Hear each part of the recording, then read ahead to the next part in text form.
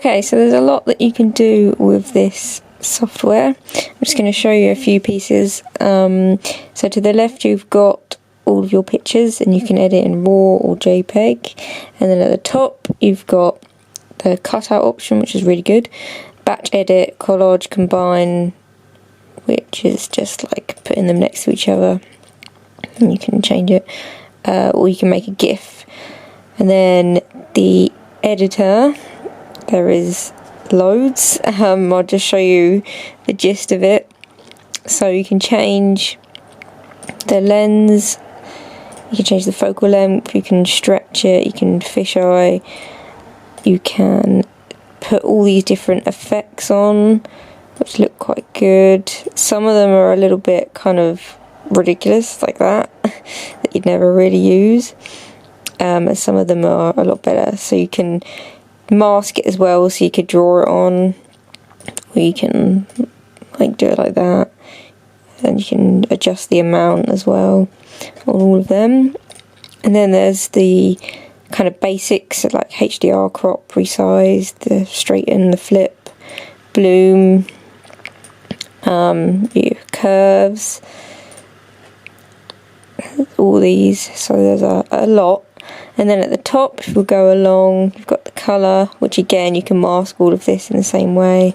You can adjust all of these, so there's quite a lot that can be done. And then in the film, there is loads. There's like, I don't know, 100 or something of these different ones, and you can adjust how strong. It's basically just your Instagram filters, pretty much, these are. And then these, so again there's loads, and you can just adjust how strong it is. And then the looks, which are like the filters but better in my opinion. They just, I don't know, they're better. Can't describe it. And again there is loads of these. They're good. And then there's the overlays. Now these are like the built-in ones, so you can't, when you put it on, you can't pick it up and move it. All you can do is choose how the overlay is blended. You can reverse it and then scale it or rotate it or stretch it. So it's quite limited, but they're still quite good. And the same with the old film, it's like an inbuilt overlay, so you can't really do too much adjustment. And then the same with the dirt, which are like scratches more than dirt, I would say. But these, in my opinion, are not that good. If you do want effects like this, you are better putting an overlay on top of the picture, which you can do as well.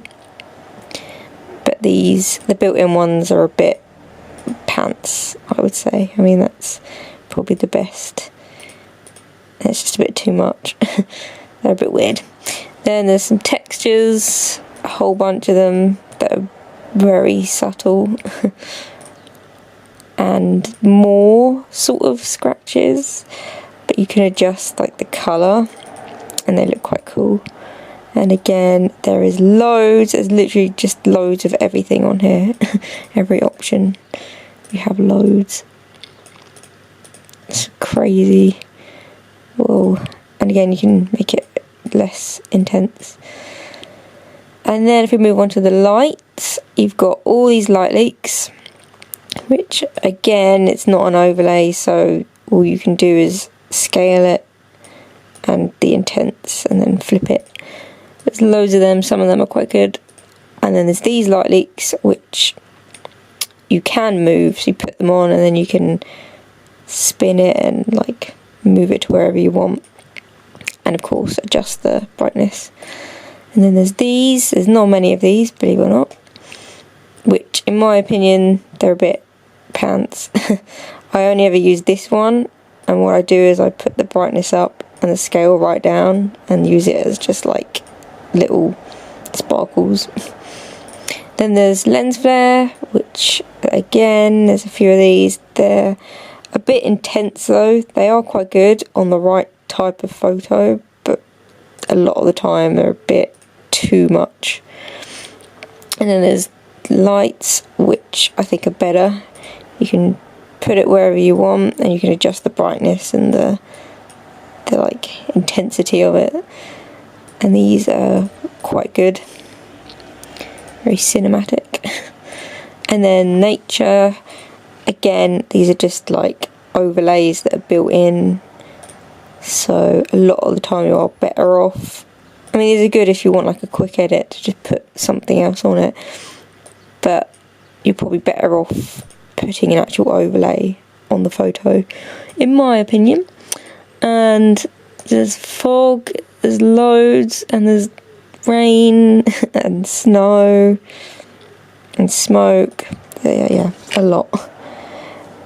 And then if we move on to frame, this is all the less interesting stuff. You've got borders and shapes, so it's good for like graphics, because there's literally loads of these.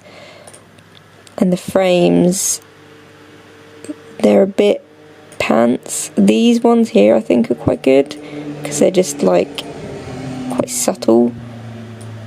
But yeah, all the others are a bit much, but I guess it depends what you want it for, really.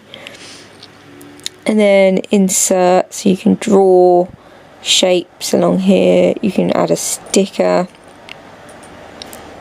They have loads.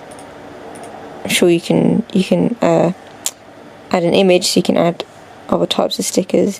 And there's text, and there's all different styles of text, and you can adjust like every aspect of the text, you know, the shadow and the colours, everything.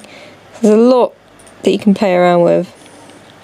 And yeah, that's I'll just show you the main menu again. It's got quite a lot. And like I say, you can insert an image, you can insert an overlay, and then put it on. That looks a bit intense. And then like tone it down. So yeah, the overlays are usually better than the inbuilt overlays. But yeah, that's pretty much it. There's loads. There's lots of really cool effects. Some of them are just really ridiculous and you'd basically never use them. But some of them are quite good. Whoa, see? So yeah, that's pretty much it.